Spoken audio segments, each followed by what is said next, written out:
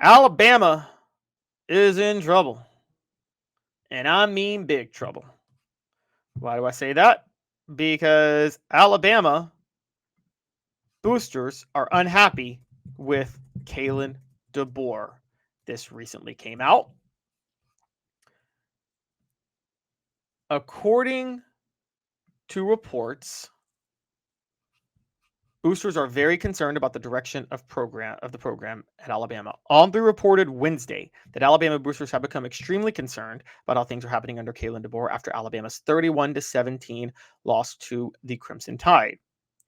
Kalen DeBoer was asked about that during the SEC teleconference, and he said, quote, I mean, my message is that I think we've got a really good football team. I think we've got a good football team that can still do some big things this year. We've got to prove it. We got to do it. And, to this point, it's just been me being able to focus on football. And, I appreciate that, i.e. not responding. But there are other issues at play.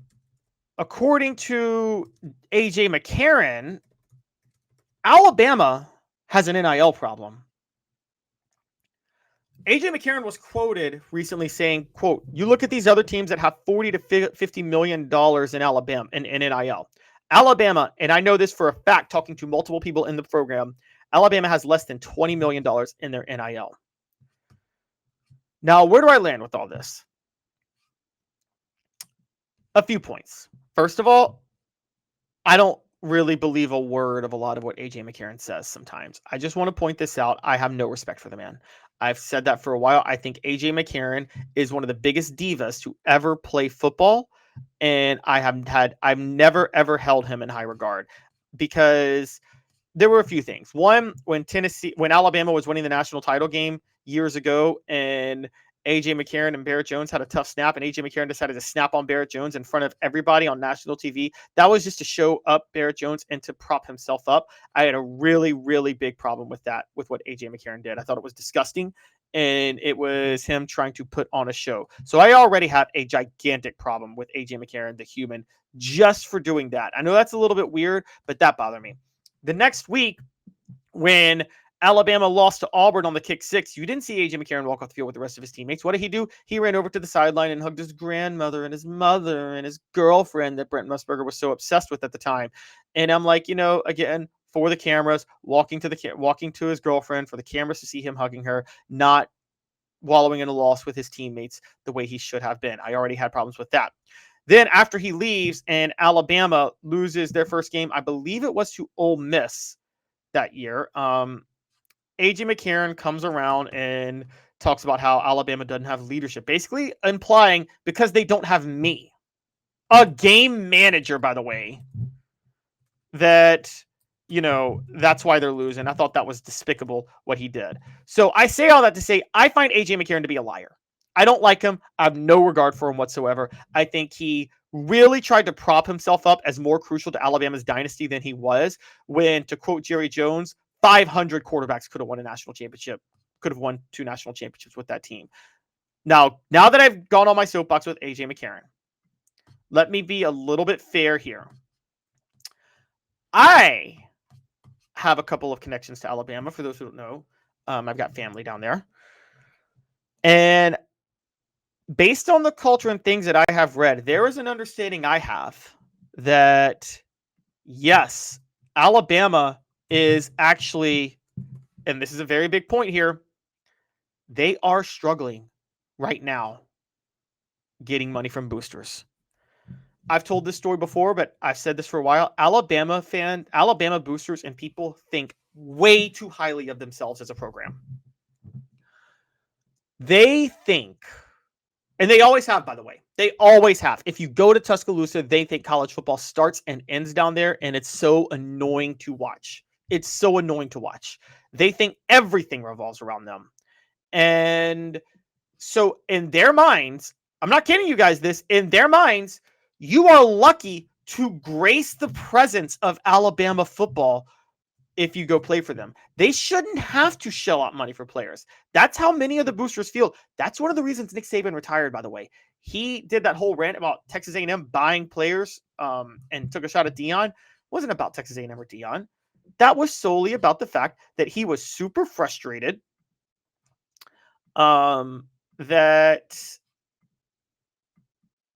they weren't able to get the players they wanted to get because the boosters weren't shelling out the money. So there is a big problem in Tuscaloosa right now with Alabama players and with Alabama boosters not willing to pay the money because they genuinely think you are lucky if you grace the presence of Alabama. You are just lucky to be there. And you should be grateful that you get to be in that amazing town known as Tuscaloosa, which has just the great, it's basically like visiting New York City.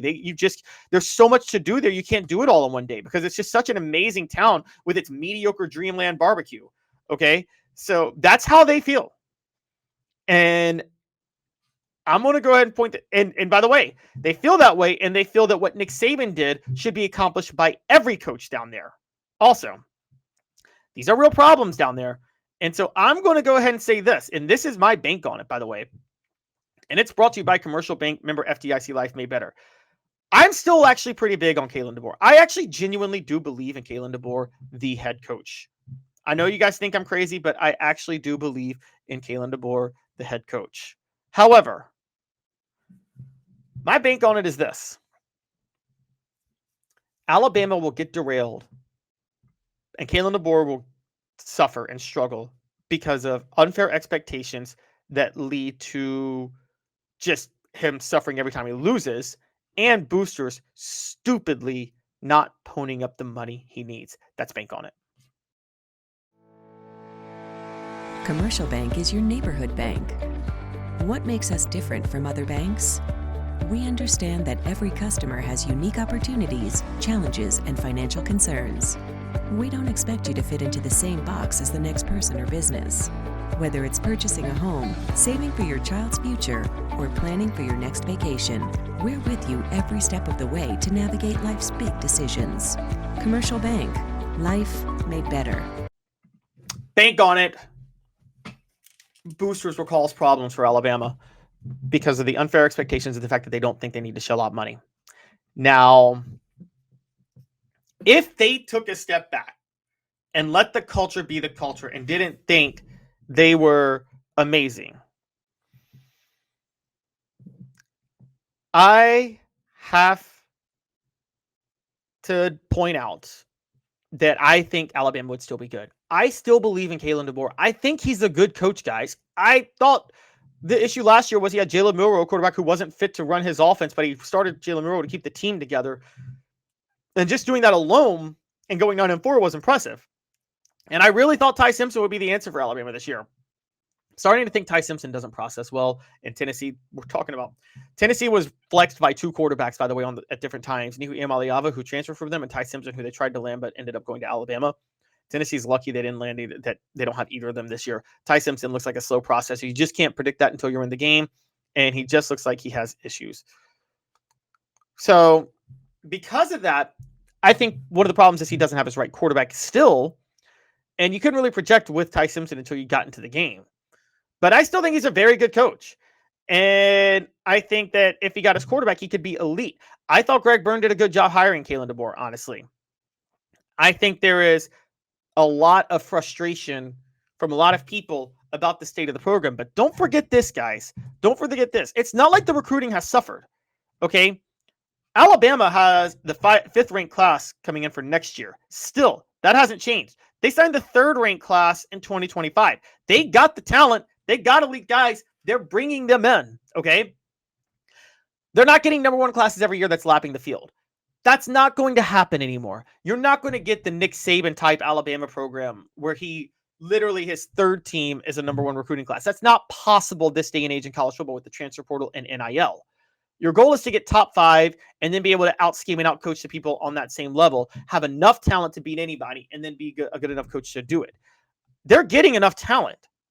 The real problem is that they're not getting is that will the talent stay and will the momentum falter with the lack of support from the boosters and the restlessness from the fans.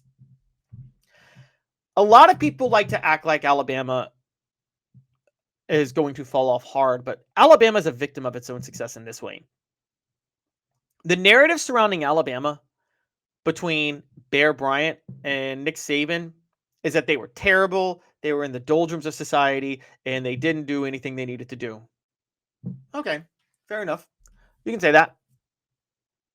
You want to know what else stands out about Alabama between Bear Bryant and Nick Saban? They won a national championship with Gene Stallings. Alabama between Bear Bryant and Nick Saban has as many national championships as Tennessee has since Bear Bryant retired. I'm serious. Alabama during that era that we say was dark won as many national championships as Tennessee won during that period. They won as many SEC championships that weren't by default as Tennessee did. And what I mean by default is they won 2 outright, 92 and 99, and they shared another one in 89. Tennessee shared one in 89, and then they won 2 outright, 97 and 98. Why do I bring that up? Because Tennessee technically won it in 1985 and 1990. Both of those were by default because Tennessee finished behind Florida in the standings those 2 years. Florida was on probation. So this idea that Alabama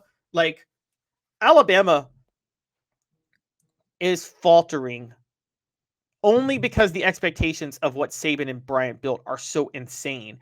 You can't expect to do that regularly. That's just not possible. So we're going to see what happens, but I think there's a lot of unfair aspersions being cast on Kalen DeBoer, and I actually still think he will be fine long term. The issue will be the boosters and the expectations could derail him. We're going to see how that works out long term.